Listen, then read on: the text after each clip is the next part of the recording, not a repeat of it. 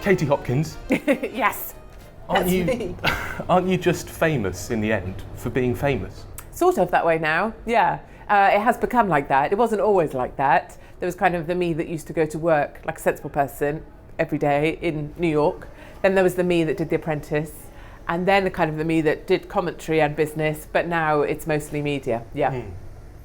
You've been described as the nearest thing to a real-life definition of Marmite. We either love you or we hate you. Is that fair? Yeah, absolutely fair. I think I should probably be sponsored by Marmite in reality. And I quite like that idea that if you have a strong opinion, at least people can either hate that opinion or like it, or even it's become about me, so they can either hate me or like me, but at least they don't go, yeah, bit like tea, milky tea, whatever, or magnolia, whatever. That to me would be a tragedy. So I think it's really important that we have strong opinions and it allows people to have a view about you. And the politicians these days, of course, don't want that. They want to be loved by everybody, and I think that's a great pity.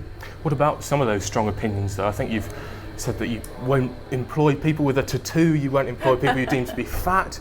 Goodness me, you judge people based on their names. Isn't diversity something to be celebrated rather than avoided? We can celebrate it. Yes, we can celebrate it. But I think one of the things... You're taking the mick out of me. I am taking the mick out of you. I think it's important, especially when people say the word diversity. Okay. Kind of The Guardian would do, or they say diversity and social mobility with the same kind of voice, which is a sort of noble voice, like that's what we should all aspire towards. But for me... We shouldn't aspire towards diversity. I don't think we should aspire towards it. Okay. If it happens, that's marvellous. Social mobility, I don't believe in any social mobility policies. I think they're all a load of codswallop, quite frankly.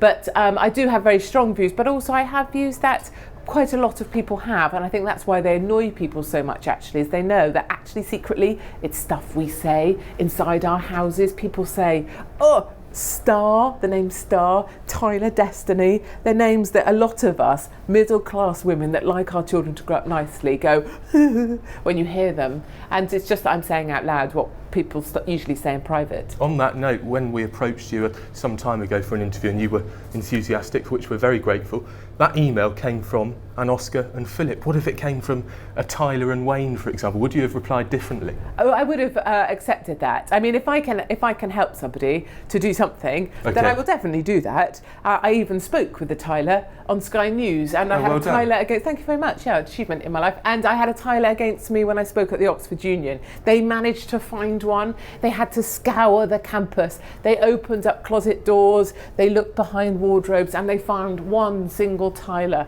in the whole of Oxford's campuses. And so we had a debate, and they proved, look, we found a Tyler. As if that made them right.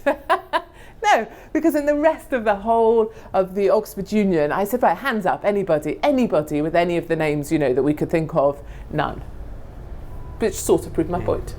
I think David Beckham's son, Brooklyn, is named after where he was conceived. So is there any particular reason why your daughter's called India? No. For me, so it's a bit like, so there's a lady called Lettuce on Britain's Got Talent. This may be too rarefied for you to know about, but Lettuce, Lettice, and that to me is a name, whereas of course for many people that would be a form of salad. And it's same for me, India was always a name, but I appreciate, absolutely, point scored. I'm never going to win on this one. India is a geographical location, so I have to let you have that point. What's the biggest lie you've ever told? Oh God, loads. I'm a brilliant liar. Yeah? Yeah, really, really good. Is that the truth? It's true that I'm a great liar. Yeah. Whereas my husband's really crap at lying. His lips wobble when he lies, so I know instantly if he's trying to tell me a fib. But I'm a really good liar actually. It's probably not a skill you're supposed to be proud of, is it? But I think it helps to be able to convince people quickly that you either mean I'm delighted to see you, and maybe I'm not. I'm delighted to see you up there when we met. Yeah, you did. Now it makes you question. Well, it does now. Yeah, I know.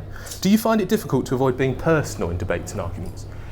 I don't find it difficult. When they get played back, of course, it will be me that's accused of being personal. But if you were playing them back and watched them, I don't watch my own debates, but it's usually the other person that's gone for me first. And of course, if you go for me, I'll take you out at the kneecaps, and I'll do that more efficiently than you were able to. So I do like to be personal, and I think in many ways, lots of what we say is personal. It's a personal opinion, so I'm going to attack the person. I've got no problem with that, and I think people need to get a bit thicker skinned. I think we're a bit too sensitive in this world. Stella Creasy, Criado de Perez. pathetic. You've spoken out against political correctness, Yeah. but isn't being PC a way to protect vulnerable minorities in society? Oh, I think PC has just gone so far. I mean, sure, okay, great, we're going to look after a few people, but the problem with it is that it's a very blunt tool, and what it's doing is taking out vast swathes of our vocabulary. So, for example, last week the BBC said that we weren't allowed to use the word girl, and they censored the word girl from a documentary they're making. A man said, "I don't want to be beaten by a 19-year-old girl," and they figured that would be insensitive to females. So instead they used lady or woman? Or? No, they just deleted it. Oh, really? So I don't want to be beaten by a 19-year-old. Oh, I see. So we weren't allowed to use the word. I mean, it's getting crazy. If you can't use the word girl, we're starting to get a little bit too sensitive. We spoke to Peter Hitchens a while back, a fellow tabloid columnist, and both of you are pretty outspoken. You're both pretty controversial figures. Larry. Isn't courting controversy just a cheap way of increasing your readership figures? I think it's much too easy to excuse people as being controversial, and some people excuse my Twitter account by saying, "Oh, it's a parody account." It's a really easy way of going, "No, that can't possibly exist." People like that can't really be real. Whereas we are real. We do think what we say, and it isn't just being controversial. It's just having bold views, and we're just not used to having people that are black and white about the way they say stuff anymore. Because everyone wants to be liked. Yeah. Are you more offended by people labelling your Twitter account controversial than you are some of the abuse? Oh, totally. Yeah. So if someone calls me a parody, that infuriates me beyond belief, because no, I exist, I'm real, people think like I think. Do not dismiss me. Take note, Twitter world. Yes. Okay. Do not, yes, if you keep calling me a parody, it does wind me up. But if you call me a see you next Tuesday, horse face, big nose, whatever, no problem, keep going. How to wind up Katie Hopkins. Parody. So, there's a lower income family with a young child named what? What do you? Dwayne. Dwayne, Chardonnay, something like that, Chardonnay. right? So that girl. But you've got to say it like that. You're missing the. Chardonnay. No. You're missing the nuance. Chardonnay. It's a lot harder. Chardonnay. Well, I don't know. No, try. You must try.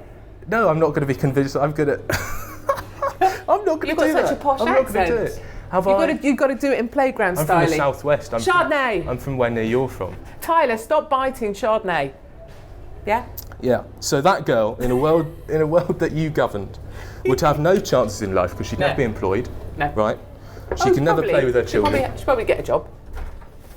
McDonald's. Okay. Well, she could never play with other children. She wouldn't receive a good education. So what you're doing is you're effectively ruining her life, aren't you? Based on factors that she can't control. That's evil, isn't it, Katie? I don't think it's evil. I think it's important to recognise that we all belong to a certain social class. I don't have a problem with that. And social class is actually a massively effective way of getting elite people to elite institutions, educating them brilliantly and sending them off to be leaders of this country. I don't think that's massively inefficient. I think that's actually a very efficient marketplace, and I celebrate that. I recognise that Tyler, Chardonnay, Destiny, Star, Hunter, Gatherer, and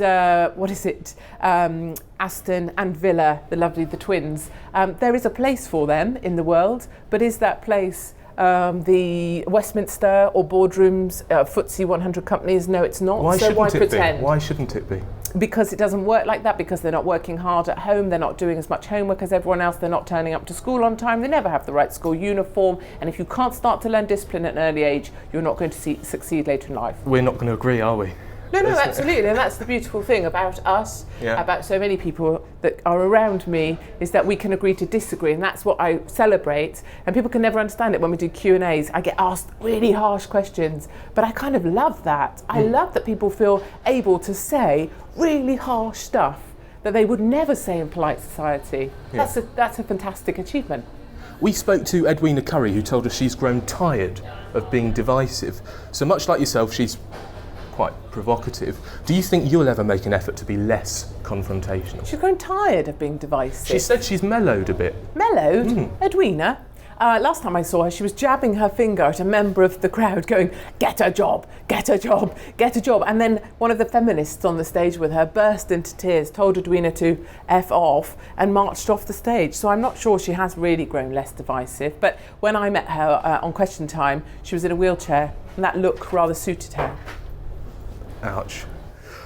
A couple from our viewers, Katie. Barry from Watford. Barry From Watford sounds wonders, like he's from Wales. wonders if you're just being controversial or if you really mean the things you say. And that's very fair. And that's a question I get asked in the street. So people say, you don't really mean the stuff I say.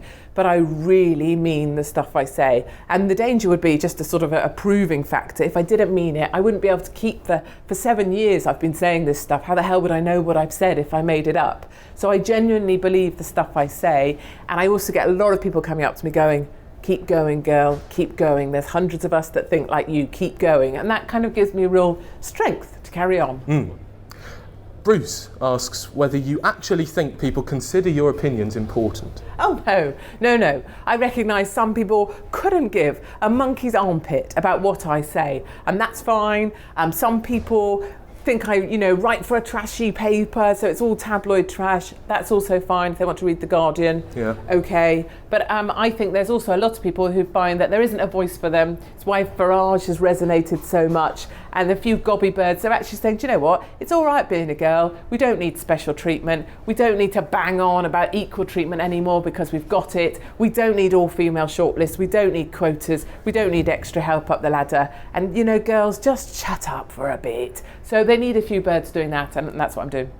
And Georgina says, Katie, if you love the Sun readers for being ordinary, hard-working people who aren't paid enough under the current political system, if you love them, why do you endorse an elitist and increasingly unfair business approach to the economy? Oh, I don't know about elitist. I certainly think there's an elite approach that works very efficiently, but I also am there speaking up time after time for hard-working people. So 14-hour shifts. 14-hour shift workers probably get 90% of my attention on Twitter because I love those people so much. I do think the minimum wage is fair. If it was up to me, I would let the market decide our minimum wage. But I love the Sun readers. I love the lads that read the Sun. I have a massive place in my heart for the British military. They make up a massive percentage of our readership. And I love the people that Twitter me to say, I love what you wrote, this was great, or this annoyed me, or whatever. At least it gets people engaged. Katie Hopkins, thank you. It's my pleasure. We have survived the squeaky doors.